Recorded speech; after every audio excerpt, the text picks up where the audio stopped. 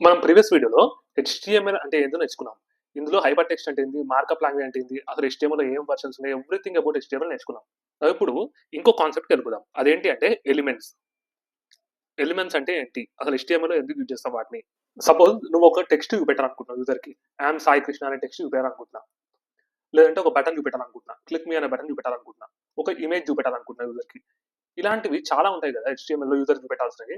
So ఇలాంటివన్నీ యూజర్‌కి చూపెట్టాలంటే HTML ఏదో ఒకటి మనకు ప్రొవైడ్ చేయాలి. వాటినే ఎలిమెంట్స్ అంటాం. హెచ్టీఎంఎల్ ఎలిమెంట్స్ అంటాం. ఓకే. ఈ ఎలిమెంట్స్ లో డిఫరెంట్ టైప్స్ ఆఫ్ ఎలిమెంట్స్ ఉంటాయి.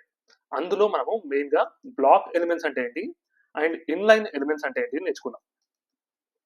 ఇప్పుడు ఇక్కడ చూడు, నేను సింపుల్ గా ఎక్స్ప్లెయిన్ చేస్తాను నీకు. ఇక్కడ నేను ఒక పేరాగ్రాఫ్ ట్యాగ్ తీసుకుంటాను. ఇక్కడ ఏం రాస్తా అంటే ఐఎమ్ పేరాగ్రాఫ్ 1 అని రాస్తాను. నువ్వు లైక్ కొట్టకపోతే ఫస్ట్ లైక్ కొట్టు. ఇప్పుడు ఏం చేస్తా, దీన్ని సేవ్ చేస్తే బ్రౌజర్ ఓపెన్ చేస్తా. ఇక్కడ ఏమొచ్చింది, ఐఎమ్ పేరాగ్రాఫ్ 1 అని వచ్చింది. ఓకే. ఇప్పుడు ఏం చేస్తా అంటే ఇంకో పేరాగ్రాఫ్ ట్యాగ్ తీసుకుంటాను. ఇక్కడ సో రాయడం ఎందుకని కాపీ చేసి పెట్టేసి ఇది ఇగో నీకు దీని ఫుల్ లెంత్ వీడియో కావాలంటే నా ఇన్స్టాగ్రామ్ ప్రొఫైల్లో యూట్యూబ్ లింక్ ఉంటుంది. దాన్ని క్లిక్ చేయి, నీకు లింక్ ఓపెన్ అవుతుంది యూట్యూబ్ది.